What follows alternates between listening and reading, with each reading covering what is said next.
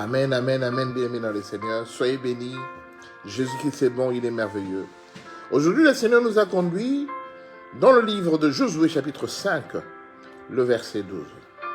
Josué, chapitre 5, le verset 12, la Bible dit ceci. La manne cessa le lendemain de la Pâque, quand ils mangèrent du blé du pays. Les enfants d'Israël n'eurent plus de manne et ils mangèrent des produits du pays de Canaan cette année-là, parole du Seigneur. Quelle grâce, bien-aimés! Quelle grâce qu'on nous dise ce matin que la manne cessa. La manne cessa le lendemain de la Pâque, quand ils mangèrent du blé du pays. Bien-aimés, c'est quoi la manne? La manne, c'est quoi?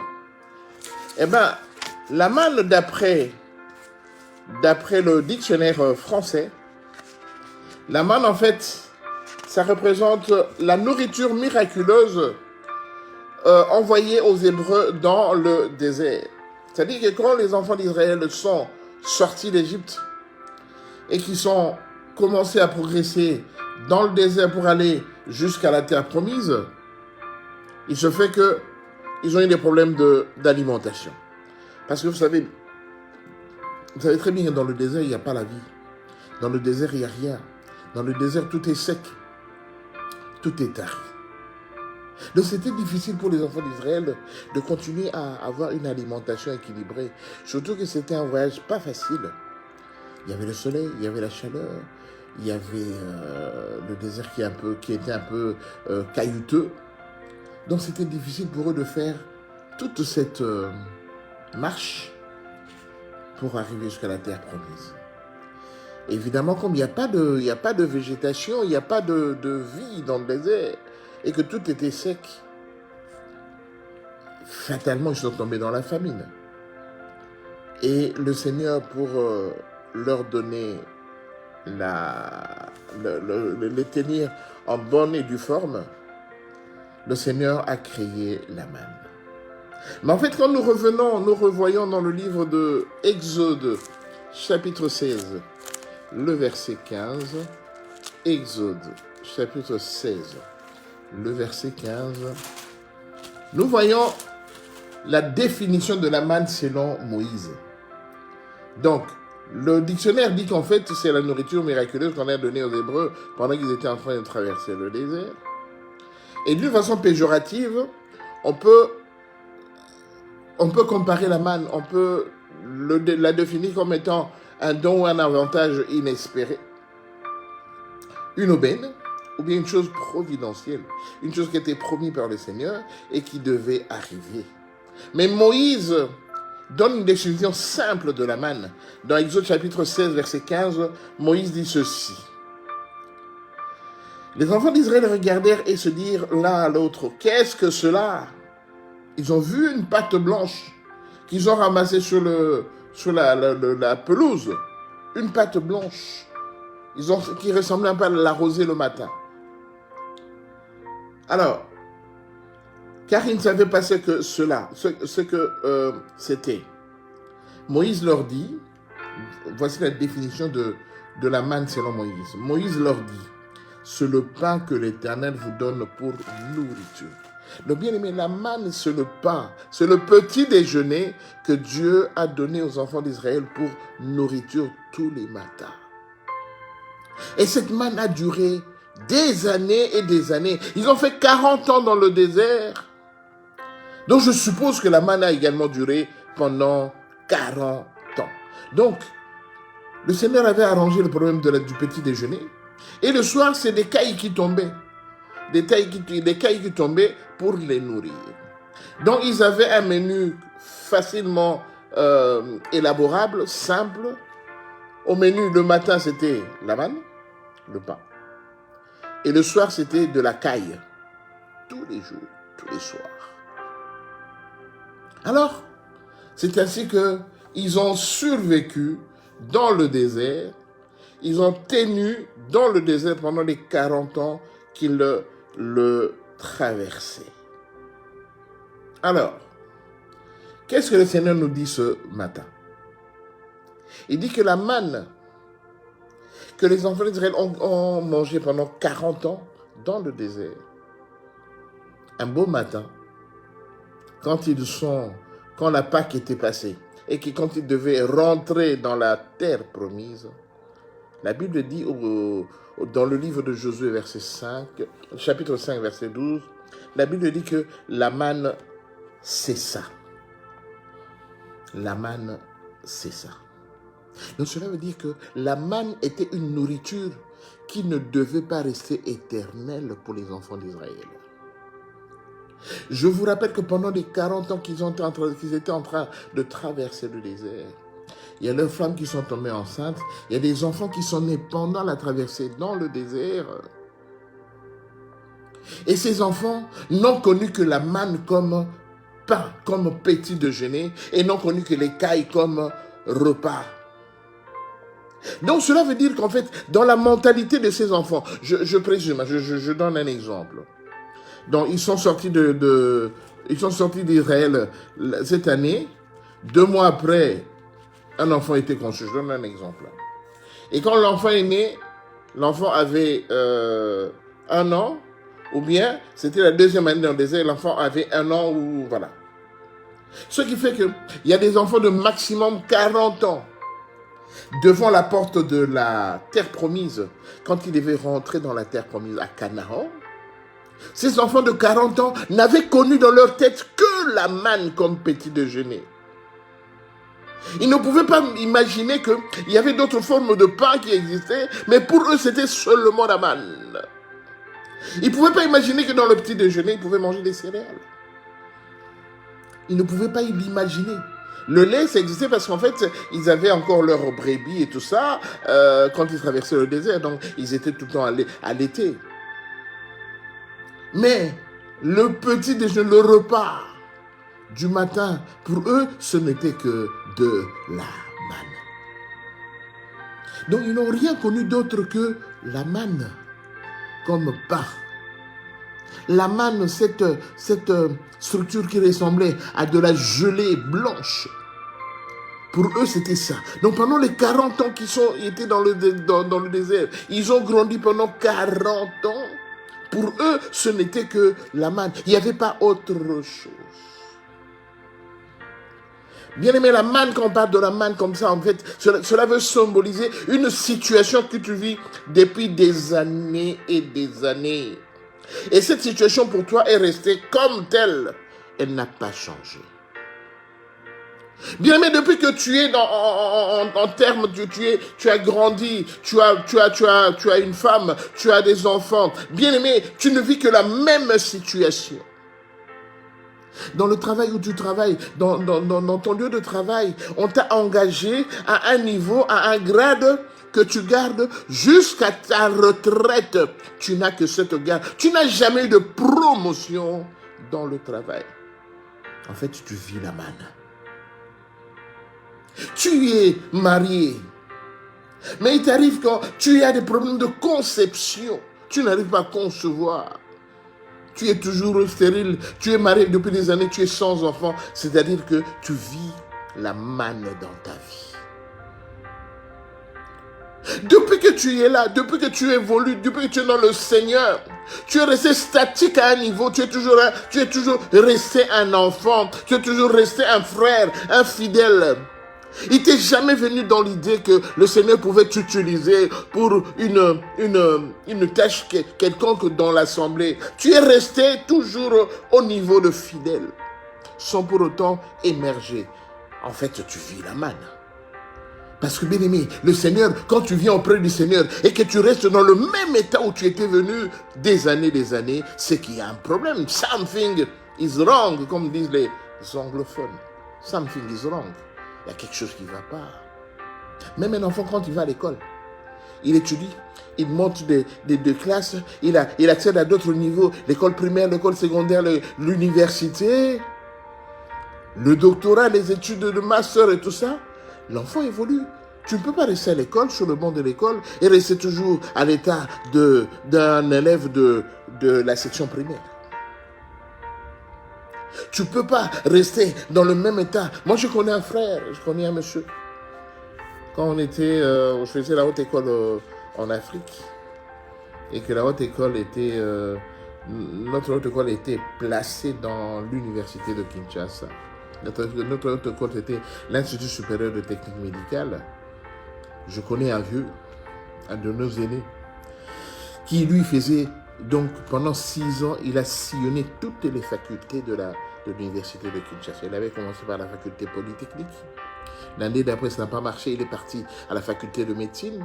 Et là, il est resté 2 ans. 2 ans après, ça n'allait plus. Il est parti à la faculté des sciences. Donc, ça dit, il tournoyait en rond. Donc, pendant 6 ans, il était toujours au premier graduat dans une autre faculté. Il n'évoluait pas. Il vivait la manne. Bien aimé, la manne, c'est quelque chose qui est là, qui est factuel. C'est juste pour te dépanner un petit moment. Ça arrive à tout le monde. Qu'à un moment, tu as un moment de blues, comme disent. Un moment de déprime, ça peut t'arriver. Surtout ici en Europe, on vit une vie tellement compliquée qu'il y a beaucoup de gens qui facilement tombent dans la dépression. Mais si tu tombes dans la dépression, le but est que tu t'en sortes après. Mais une fois que tu es tombé dans la dépression, que tu ne t'en sors plus, tu es dans le blues. C'est un problème sérieux, sinon tu ne pourras plus vivre. Tu vas devenir un client de la psychiatrie, des psychologues, parce que tu es tout le temps déprimé. Bien aimé, la manne, c'est une situation qui va t'aider pendant que tu es dans un moment de difficulté, dans des moments de détresse, mais la manne ne peut pas te garder toute ta vie. La manne, c'est juste un dépannage. Tu ne vivras pas tout le temps de la manne. Et le Seigneur l'a montré. Il l'a montré. Pendant 40 ans, il vivait de la manne. Pendant 40 ans. Et après 40 ans, le Seigneur a dit, maintenant c'est fini. Maintenant c'est fini. Et pour prouver que c'était fini, il ne fit pas tomber la manne. Et la Bible nous dit, Josué chapitre 5 verset 12, la Bible nous dit, la manne cessa. Bien aimé, ce matin, le Seigneur veut que je te dise quelque chose. La manne doit cesser dans ta vie. La manne ne doit pas perdurer dans ta vie. C'était pour un moment. C'était pas pour tout le temps. C'était juste pour un moment. Mon frère, ma soeur, regarde bien ta situation. Tu ne peux pas continuer comme ça en vivant que de la manne. Bien aimé, tu ne peux pas continuer comme ça en vivant que de la pitié des gens. Il y a des gens, il y a des personnes qui sont tellement spécialisées à susciter la pitié auprès de ceux qui sont tout autour de lui. Pour obtenir une faveur quelque part, quelconque. Il doit te susciter en toi la pitié. La pitié. Bien-aimés dans le Seigneur, c'est vrai que nous sommes chrétiens, mais le Seigneur nous a donné aussi, il nous a doté des facultés pour pouvoir émerger, étudier, chercher à obtenir un titre pour t'engager dans un projet qui te mènera loin. Bien-aimé, la Bible dit que aussi longtemps que l'enfant va rester enfant, il ne sera pas différent, il n'y aura pas de différence entre lui et un esclave.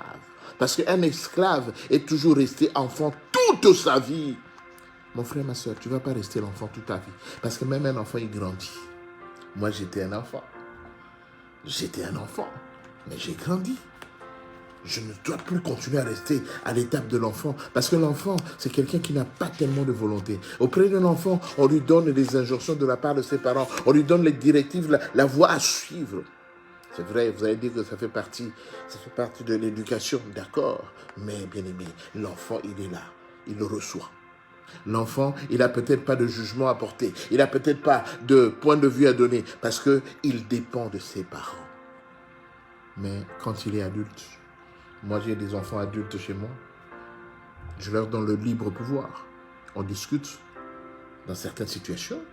Je les ramène à l'ordre. Et dans certaines situations, ils m'apprennent beaucoup de choses que moi, je ne connais pas parce que je ne suis pas de leur génération. Est-ce qu'on se comprend? Je ne suis pas de leur génération. De bien aimé, s'il faut revenir à la manne, j'aimerais te dire, mon frère, ma soeur, jusque quand tu vivras de la manne? Jusque quand tu vivras de l'assistance sociale, de l'assistance publique? Jusque quand? On va te payer ton loyer, on va te donner à manger, on va te payer tes déplacements. Mais jusque quand? Tu dépendras de l'assistance sociale. Parce que c'est de la manne.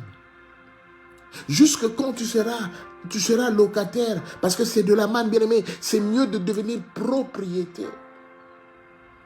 Nos parents nous ont mis au monde. Nos parents avaient au moins une propriété dans laquelle nous sommes nés. Nous avons grandi. Et toi, tu n'as pas de propriété. Tu as près de 60 ans. Tu restes toujours locataire. Mon frère, ma soeur, c'est de la manne. C'est de la manne. Ne va pas plus loin. C'est de la manne. Mais le Seigneur a dit, ce jour-là, il a dit, la Bible dit, la manne c'est ça. Parce que Dieu s'est rendu compte que tu as accumulé beaucoup. On t'a appris beaucoup. Le Seigneur t'a conduit dans ses injonctions. Le Seigneur t'a conduit dans sa parole. Il t'a donné le plein, la pleine possibilité de pouvoir évoluer seul. Il t'a doté de tous les pouvoirs que tu peux utiliser pour que tu te dises que voilà, comme le Seigneur disait à Josué, lève-toi, prends courage. Mon frère, ma soeur, tu ne dois pas rester tout le temps couché, courbé. Tu dois te lever à un moment. Tu dire que maintenant, j'évolue avec le Seigneur. Tu ne dois pas continuer à dormir. La Bible dit dans le livre de Psaume, chapitre 6, la Bible nous dit, bien aimé, la Bible compare la fourmi, dit, jusqu'à quand tu seras endormi. La Bible a dit, regardez la fourmi, c'est une petite bête, mais qui prépare son année intellectuellement. Il sait qu'à un moment, il fera froid, il amasse des provisions, il va les garder. Parce que quand il va faire froid, ce sera difficile pour lui de sortir dehors. Il va les amasser, il fait des provisions. Et donc, quand il y a les mauvais temps qui arrivent, il va se mettre dans un endroit où il va vivre que de ses provisions. Alors, la Bible dit, paresseux, jusqu'à quand tu seras couché? Proverbe 6. Paresseux, jusqu'à quand tu seras courbé, tu seras endormi. Mon frère, ma soeur, jusqu'à quand tu dépendras de la manne? La manne, c'était une solution passagère. C'était une solution passagère, intermédiaire. La manne n'a pas continué toute la vie des enfants d'Israël. La manne avait cessé. Et quand la manne avait cessé, avant que la manne cesse, toujours dans le livre de l'Exode, chapitre 16, à partir du verset 15, Josué, à ce moment Moïse s'est rendu compte, il a dit, mais tous ces enfants qui sont nés dans le désert pendant la traversée, il y a un problème. Je vais vous expliquer pourquoi la manne a cessé.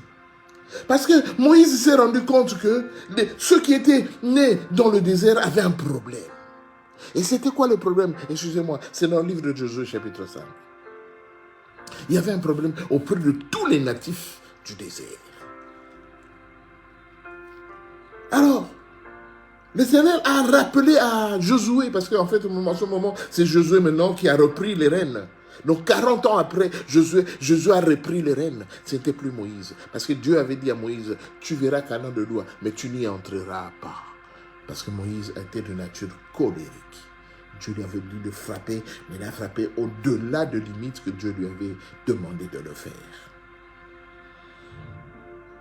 Et au verset 2 de Josué chapitre 5, ensuite, l'Éternel dit à Josué, fais-toi des couteaux de pierre et circoncis de nouveau les enfants d'Israël une seconde fois. De bien aimé, l'alliance que Dieu avait signée avec le peuple d'Israël, quand ils ont quitté l'Égypte, c'était l'alliance de la circoncision. C'est ainsi que Moïse, dans le désert, une fois qu'il se promenait avec sa femme et leur fils, bien aimé, la Bible dit que le Seigneur voulut tuer Moïse parce que leur enfant n'était pas circoncis. Et la Bible dit que le Seigneur voulut tuer Moïse. Moïse tomba par terre et commença à agoniser. Heureusement, Séphora, sa femme, a compris directement. Il a pris leur enfant, il a coupé le prépuce, il a circoncis. Et c'est ainsi que Moïse est revenu. Séphora a dit, tu es pour moi un époux de sang. Parce que le sang, c'était l'alliance que Dieu avait signée avec le peuple d'Israël. Et maintenant, 40 ans après, dans le désert, Dieu dira à Josué, il dit, prépare le couteau, fais une seconde circoncision. Pourquoi la seconde circoncision? Parce que tous les enfants qui étaient nés dans le désert qui étaient des adultes en ce moment, n'étaient pas circoncis. Or, l'alliance de Dieu devait rester perpétuelle entre lui et ses enfants, les enfants d'Israël. Voilà pourquoi, bien-aimé, quand Josué a circoncis les enfants d'Israël, qui n'étaient pas, entre guillemets, en communion avec le Seigneur, parce qu'ils n'étaient pas circoncis, il n'y avait pas d'alliance entre eux et le Seigneur. Et une fois qu'il y a eu cette alliance-là, le Seigneur a dit, maintenant, on va commencer une nouvelle vie. C'est ainsi que maintenant, Dieu a décidé que la manne devait cesser, parce qu'ils étaient arrivés à la porte de Canaan. Mon frère, ma soeur, regarde-toi bien. Nous sommes nés des parents qui ne connaissaient pas le Seigneur. Nous sommes nés des parents qui avaient leurs alliances, pas avec Dieu, mais avec d'autres entités. Je ne veux pas citer des entités de la coutume, des entités de la famille, des entités de la région dans laquelle ils étaient, parce qu'ils ne connaissaient pas Dieu, la plupart de nos parents. Et maintenant, nous devions être circoncis spirituellement pour nous mettre en communion avec le Seigneur. C'est pourquoi quand nous avons accepté de nous engager dans le Seigneur, le Seigneur a fait en sorte que nous soyons circoncis pour que nous ne puissions pas répéter la même histoire que nos parents. Bien-aimé, la manne doit cesser. Tu ne dois pas continuer, tu ne dois pas répéter la même histoire que ton père. Si ton père était un impudique, toi, sans pour autant te rendre compte, tu es arrivé à un âge adulte, sans pour autant te faire d'efforts, tu commences à pratiquer l'impudicité, mais d'une façon calme et réfléchie. Alors que tu te dis, mais comment ça se fait que je deviens impudique? Bien-aimé, la manne doit cesser. Vous savez, la femme de Lot, quand ils ont quitté Sodome et Gomorrhe, le Seigneur leur a dit, les anges qui leur ont dit de le suivre, ils leur ont dit, ne regardez pas derrière, avancez. Mais quand ils ont avancé un moment, la femme de Lot, par rapport aux richesses qu'elle avait laissées à Sodome et Gomorrhe, les richesses de quoi? De l'impudicité, de cette vie qu'il menait, une vie de dépravation, la femme de Lot a voulu quand même, ça lui remet tellement dans le cœur qu'elle voulait, bien aimé, quand même regarder ce qu'elle avait laissé derrière elle. Alors qu'on leur avait interdit de regarder en arrière et s'est retournée pour regarder en arrière, la Bible dit qu'elle devint une statue de sel. Mon frère, ma soeur, la fois passée, on a eu l'enseignement sur ne pensez plus aux événements passés. Le passé est passé. Maintenant, c'est l'avenir. Maintenant, on va vers l'avant. Maintenant, on avance. Bien-aimé, ça ne sert à rien de continuer à remuer le couteau dans la plaie. Ça ne sert à rien de continuer à regarder en arrière, à voir toutes les conquêtes féminines qu'on avait connues. Bien-aimé, cette conquête féminine que tu avais connue quand tu avais 18 ans, aujourd'hui, tu as 40, 50 ans. Tu crois que cette conquête féminine a toujours la beauté qu'elle avait quand elle avait 18 ans? Non. Elle a aussi grandi. Elle a vieilli aussi. Bien-aimé, ça ne sert à rien de regarder en arrière. La femme de l'autre est devenue une statue de sel. Parce que la femme de l'autre croyait que la manne allait toujours continuer. Mais il y a un moment, le Seigneur a dit, stop la manne, fini. Bien aimé, les avantages sociaux que tu reçois de la part de l'assistance publique, de l'assistance sociale, ces avantages sociaux, à un moment, ça ne va plus continuer dans ta vie. Finalement, tu vas mourir jusqu'au ton dernier jour. Tu vas toujours continuer à bénéficier des avantages sociaux. Alors que tu pouvais évoluer toi-même avec l'aide du Seigneur. Comment pensez-vous que nous autres, on a évolué? Mais c'est parce qu'on croyait à un Dieu qui nous donne toutes les possibilités, toute la force, toutes les facultés possibles pour pouvoir émerger et vivre une vie saine et qui dépend du Seigneur, mais une vie saine. Et tu te dis que voilà, j'ai fait quelque chose, j'ai construit, j'ai fait ceci, j'ai fait cela. Bien-aimé, la manne doit cesser. Bien-aimé, il faut arrêter de chercher à ce qu'on puisse avoir pitié de toi. Il faut arrêter cela. Le Seigneur ne nous a pas conseillé de vivre comme tel. Et la manne avait cessé. La manne avait cessé. Et puis la Bible dit que le lendemain de la Pâque, ils ont mangé les blés du pays. Bien-aimé, tu vas toujours continuer à manger les mêmes légumes depuis 40 ans. Tu manges toujours les mêmes légumes. Tu vis toujours dans la même situation. Tu vas toujours faire la file pour obtenir tes droits sociaux chaque mois. Tu dois toujours aller faire la file pour répondre au chômage. Bien-aimé, tu es au chômage. Mais le Seigneur t'a donné toutes les facultés possibles pour chercher du travail et évoluer. La manne doit cesser, mon frère, ma soeur. On est des chrétiens, mais on veut toujours continuer à vivre de la manne. Stop! Arrêtez cela. Le Seigneur a dit maintenant c'est fini. Ça ne dépendait pas des enfants d'Israël qui avaient plus que 40 ans, qui étaient circoncis. Le Seigneur a dit maintenant stop. Vous êtes circoncis maintenant, vous évoluez maintenant, et moi je veux arrêter ce que je faisais avec vos parents. Stop. Ils ont été circoncis, la communion a été établie avec le Seigneur, et le Seigneur a dit maintenant vous stop. Maintenant vous allez vivre maintenant la vie que j'ai promis à vos parents. Bien-aimés, il est temps.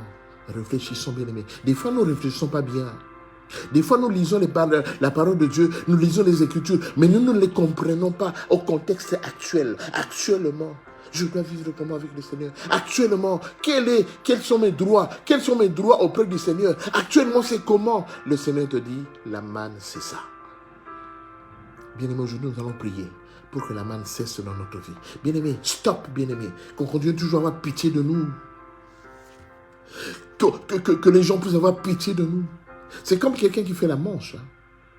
C'est-à-dire qu'il se tient dans un coin, il pleure devant tous les passants pour expliquer sa misère, la misère qu'il vit. Et il tend la main pour obtenir quelque chose de la part des gens qui passent. Mais j'aimerais vous dire qu'il y a eu un paralytique qu'on amenait tous les matins devant le temple, la porte du temple. On le plaçait là, pour qu'il demande à tous les chrétiens qui allaient rentrer dans le temple, qu'il leur demande l'aumône. Mais Pierre et Jean, quand ils sont arrivés là-bas, ils ont dit, regarde-nous, nous n'avons pas d'argent à te donner, nous n'avons pas d'or à te donner, mais ce que nous te le donnons au nom de Jésus-Christ de Nazareth. Lève-toi et marche. Alléluia. Bien aimé, j'aime bien ce genre de façon de faire. C'est ce que nous devons aussi nous faire, nous les disciples du Seigneur. Nous qui avons connu Jésus-Christ sur la croix, crucifié. Nous qui n'avons pas vécu avec Jésus, mais qui vivons avec la grâce que ce Dieu-là nous a donnée. C'est ainsi que nous devons nous comporter. Oui, je veux aider quelqu'un, un aveugle, un mendiant, un paralytique qui n'a rien. Je veux l'aider. Je lui donne 10 euros aujourd'hui. 2 à 3 jours après, je lui donne 15 euros. Bien aimé, je veux bien le faire. Mais ce que nous devons faire, c'est de dire à ces gens-là que nous n'avons pas toute la richesse du monde à leur donner. Mais ce que nous leur donnons, c'est l'Esprit de Dieu qui est en nous. Et en ordonnant maintenant que ce qui l'accable, ce qui le retient, cloué à cette chaise, en ordonnant maintenant à cette personne de passer outre, de se lever, de ne pas continuer à accepter de rester toujours dans cette position-là, mais de se lever, parce que le Seigneur t'a donné des capacités que tu peux utiliser pour bien vivre. Ce Dieu-là, il n'est pas un fils de l'homme pour mentir, ni un fils de l'homme pour se repentir. Il s'appelle Jéhovah, Yeshua HaMashiach. Il s'appelle Dieu, l'Éternel, je suis. Bien aimé, nous voulons prier. Nous voulons prier. Trop de manne dans notre vie. Tu avais la manne quand tu étais petit. Tu avais de la manne quand tu commençais à grandir. Et aujourd'hui, à l'âge adulte, même à l'âge de la retraite, tu continues à vivre de la manne. Trop, c'est trop. Ça doit s'arrêter.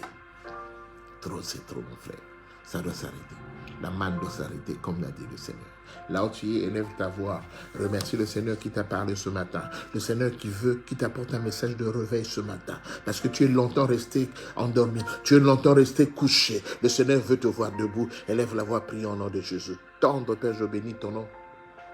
Nous bénissons ton nom parce que tu es le Saint des Saints, tu es le Saint d'Israël. Nous bénissons ton nom parce que tu n'as point changé, tu es le même hier, aujourd'hui, éternellement. Mon âme bénit ton saint nom, mon âme t'exalte, mon âme te magnifie parce que tu es bon. Tu es tellement bon pour nous, Seigneur. Tu es tellement bon pour nous, Seigneur Jésus, Père de gloire. Je n'ose pas, Père de gloire, Seigneur Jésus, faire autre chose que si cela ne vient de toi, Papa. Merci, Seigneur, parce que ce matin, tu nous as disposés pour être devant ton trône de la grâce. Parce que tu as dit, approchons-nous donc avec assurance du trône de la grâce afin d'obtenir miséricorde et d'être secouru dans nos besoins. Seigneur, je te présente mon frère et ma soeur, l'homme de Galilée, Père, qui est fatigué, qui est couché, qui est endormi, sans espoir de se réveiller, sans force de se réveiller, parce qu'il est épuisé. Il est épuisé. Il a tout le temps mangé la manne. Il a tout le temps évolué avec la manne. Et cela est devenu infect aujourd'hui dans sa vie, dans sa bouche. Cela est devenu infect aujourd'hui dans sa vie, parce qu'il se rend compte que la manne ne va pas le mener très loin. La manne, c'est juste une situation, une solution de survie. Seigneur, tu nous as pas appelés à survivre, mais tu nous as appelés à vivre.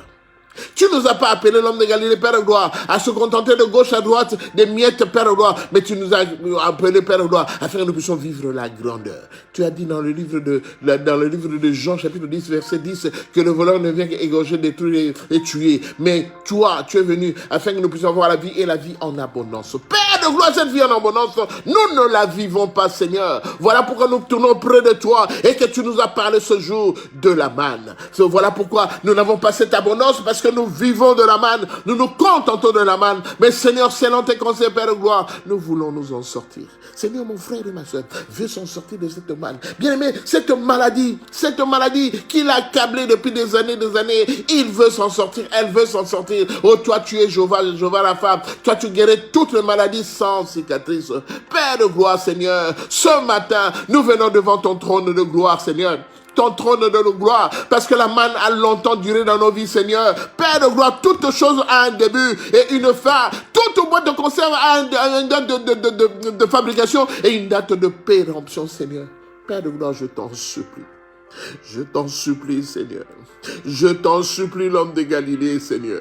Cette maladie a perduré dans la vie de mon frère, dans la vie de ma soeur. Cette maladie a perduré, l'homme de Galilée, Père de gloire. Cette situation a perduré dans le foyer de mon frère, de ma soeur, au Père de gloire. Jésus de Nazareth, il y avait la paix, il y avait la joie dans cette famille. Mais une fois que le papa est parti, Seigneur, c'est l'amertume qui est rentrée. Une fois que la maman est partie, Seigneur, c'est l'amertume qui est rentrée dans le foyer, Seigneur. Oh, toi, tu es celui-là qui décompte les situations ce matin, Père de gloire. Je te présente mon frère, je te présente ma soeur qui vit dans une situation, Père de gloire, de déprime totale, qui vit dans une situation, Père de gloire, Seigneur, de délaisser de pris pour compte, Seigneur. Mais tu es Dieu, Seigneur, tu es Dieu, Père de gloire, parce que toi, tu as dit, l'homme de Galilée, venez à moi, vous tous qui êtes fatigués, chargés, et je vous donnerai du repos. Seigneur, mon frère et ma soeur, nous venons devant toi, Seigneur Jésus-Christ, Père de gloire, nous sommes fatigués, Père. Qui peut nous donner la paix si ce n'est toi? Qui peut nous donner la vie si ce n'est toi, Seigneur? Voilà pourquoi nous courons devant toi. Nous courons auprès de toi, Seigneur. Après toi, nous courons, Jésus, parce que nous savons qu'auprès de toi, nous aurons la vie, nous aurons la paix, Seigneur. Fais-nous grâce, Seigneur. Fais-nous grâce ce matin, Père de gloire. Fais-nous grâce, l'homme de Galilée, Père. Fais-nous grâce, toi, le Saint d'Israël, le Père de gloire. Béni soit ton nom, Jésus. Béni soit ton nom, l'homme de Galilée. Toi qui veilles sur nous, tu ne veux pas que nous puissions tomber, Seigneur. Voilà pourquoi nous crions auprès de toi. Voilà pourquoi nous crions auprès de toi. Aie pitié, Jésus. Aie pitié, Seigneur. Étends ta main puissante, Père, pour nous donner la vie, pour nous donner la paix. Gloire à toi, Jésus. Gloire à toi, Jésus. Bien aimé dans le Seigneur, la Bible dit, la manne cessa le lendemain de la Pâque quand ils mangèrent des blés du pays. Les enfants d'Israël n'eurent plus de manne et ils mangèrent des produits du pays de Canaan cette année. Père de gloire, nous voulons te demander, bien aimé, nous allons prier. Nous allons demander au Seigneur qu'il puisse nous donner les produits du pays, qu'il puisse nous donner maintenant la vie que nous attendons, qu'il puisse nous donner maintenant les possibilités qui nous sont offertes pour que nous puissions vivre une vie saine et sans embâche. Élève ta voix, prions au nom de Jésus. Seigneur, je bénis ton nom. Seigneur, je t'élève en dignité. Seigneur, je t'élève en puissance parce que tu es le Saint des Saints. Je t'élève en puissance parce que tu es le bon berger. Je t'élève en puissance parce que tu es le tout-puissant Père. Qui peut donner la paix? Qui peut nous donner la vie, Jésus? Il n'y a que toi qui peux faire. Il n'y a que toi qui peux faire, Seigneur. Voilà pourquoi je t'élève en dignité. Je t'élève en dignité, Seigneur, parce que cette année, Père, nous voulons vivre, Père de gloire. Nous voulons manger les produits du pays, Seigneur. Oh, qui peut nous donner cette grâce, cette possibilité, si ce n'est toi, Seigneur. Voilà pourquoi nous nous tournons vers toi ce matin. Nous nous tournons vers toi ce matin. Toi qui dis un mot et la chose s'accomplit. Toi qui fais des merveilles dans nos vies, Seigneur. Étends ta main, Jésus. Étends ta main, Père de gloire. Nous sommes à toi, Seigneur. Nous nous confions à toi, Seigneur. Nous Nous nous consacrons à toi, Seigneur. Fais-nous grâce, Père. Fais-nous grâce, l'homme de Galilée, Père de gloire. Nous voulons changer. Nous voulons vivre une nouvelle vie, Père de gloire. Une vie pleine d'amour, une vie pleine de promesses, une vie pleine de bonté, Seigneur Jésus.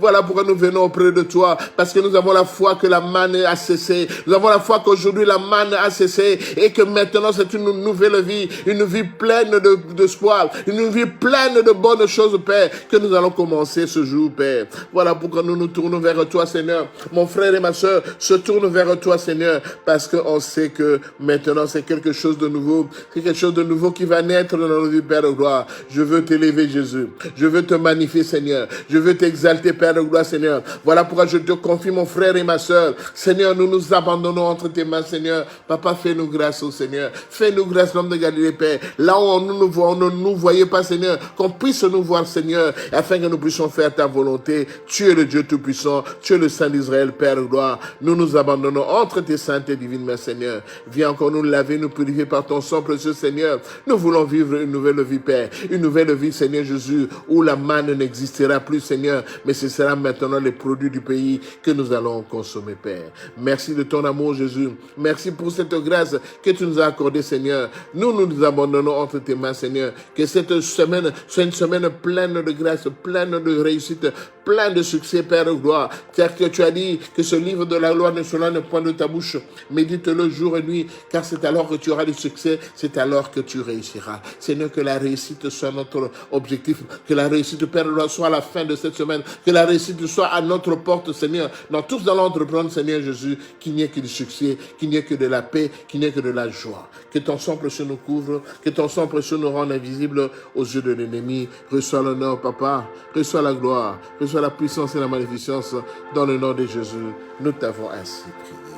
Et nous disons Amen, Amen, Amen. Gloire à Jésus. Alléluia. Gloire à Jésus, gloire à Jésus. Bien-aimés, nous sommes dans la joie. Voilà, nous sommes à la fin de notre live de ce matin. Jésus-Christ a été à l'œuvre. Jésus-Christ a agi parce que je crois à tout ce que nous avons fait. Je crois à toutes les prières que nous avons faites. Jésus-Christ a agi. La Bible déclare tout ce que vous demanderez en priant. Croyez que vous l'avez reçu et vous le verrez s'accomplir. Bien-aimés, nous avons la foi. Gardons la foi. Gardons vraiment la foi. Le Seigneur ne permettra pas que cette situation perdure. Il sait que nous avons la foi. Il sait que maintenant la manne nous a fortement dérangés. Mais maintenant, c'est lui qui est au contrôle. Nous avons été dans la joie de passer ce moment avec vous.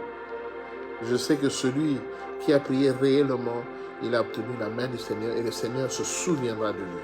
Soyez bénis, vous tous qui nous suivez. Jean-José, sois béni. Tabitha, sois béni. Bien-aimés, partagez cet enseignement. Partagez. Ne restez pas sur vos deux lauriers. Ne restez pas sur vos deux lauriers, Shalom Papa Chil. Ne restez pas comme tel. Le Seigneur est avec vous. Le Seigneur ne permettra pas que vous continuez.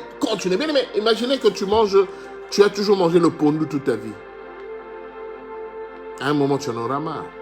Mais tu n'auras pas le choix parce qu'il n'y a que le pondu qui s'offrira à toi. Le pondu, c'est une sorte de...